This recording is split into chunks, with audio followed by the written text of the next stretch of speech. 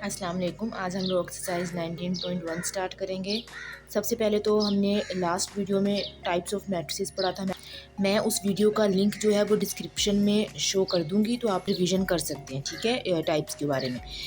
तो सबसे पहले क्वेश्चन में आपको क्या कहा जा रहा है कि आपने बताना है कि कौन सी टाइप्स है मैट्रिसेस की। फर्स्ट वन में आप देखें ध्यान से, अब देखें इसमें नंबर ऑफ़ रॉज कितनी है हमारे पास, 2 है, और नंबर ऑफ़ कॉलम्स भी इसमें कितने हैं हमारे पास, वो भी 2 है। यानी कि नंबर ऑफ़ रॉज जो हैं वो नंबर ऑफ़ कॉलम्स के इक्वल हैं, राइट। जब भी दोनों इक्वल होते हैं तो वो हमारे पास कौन सा मैट्रिसेस होता है, वो हमारे पास स्क्वायर मैट्रिसेस होता है, ठीक है। तो ये हमारे पास कौन सा मैट्रिक्स हो गया, स्क्वायर का हो गया। अब देखें सेकंड वाला हमारे पास जस्ट कॉलम है, राइट।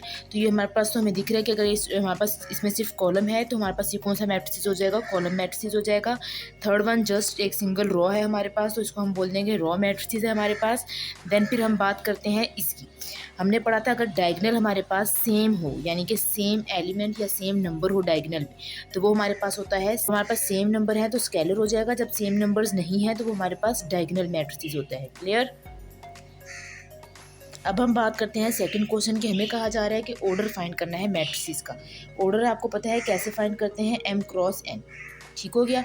m हमारे पास क्या होता है, नंबर ऑफ रॉज होती हैं, और n क्या होता है हमारे पास, नंबर ऑफ कॉलम्स होता है, राइट।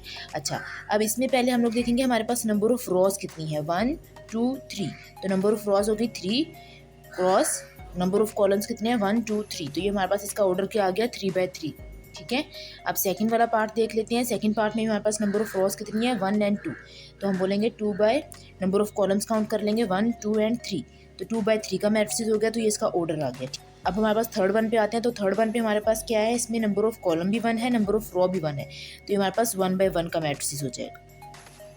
अब हम बात करते हैं साइमेट्रिक और स्क्यू साइमेट्रिक मैट्रिसेस की। आप लास्ट वीडियो से रिवीजन कर लीजिएगा, मैं लिंक जो है डिस्क्रिप्शन में शो कर दिया है।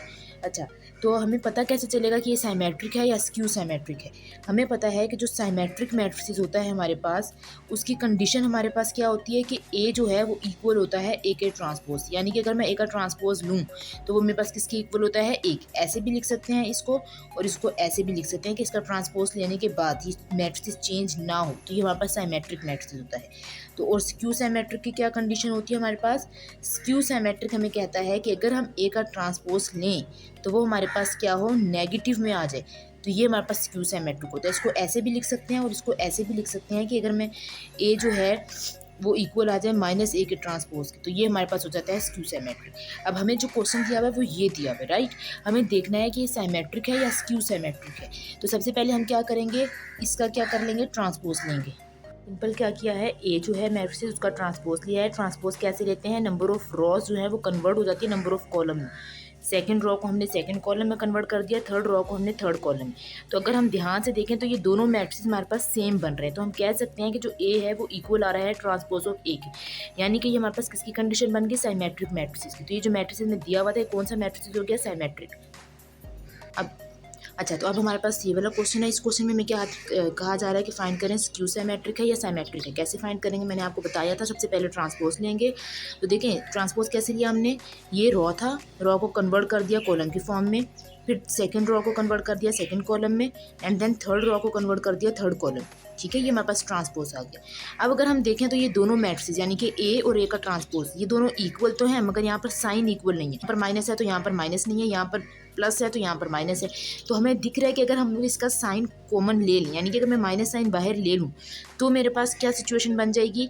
यहाँ पर देखें मैंने माइनस साइन बाहर कॉमन लिया, तो मेरे पास जिसके साथ माइनस था उसके साथ प्लस हो गया, और जिसके साथ प्लस था उसके साथ माइनस हो गया, ठीक है। ये मेरे पास सबके साइन चेंज हो गए। अब अगर मैं देखूँ तो ये और ये मैट्रिक्स सेम है, राइट।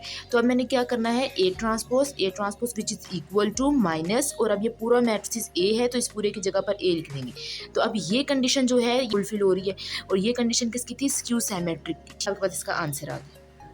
इंशाल्लाह बाकी के क्वेश्चन हम लोग नेक्स्ट वीडियो में करेंगे। कोई भी प्रॉब्लम हो आप लोग कमेंट सेशन में पूछ सकते हैं, और सब्सक्राइब करना मत भूलिएगा। थैंक यू एंड अल्लाह हाफिज़।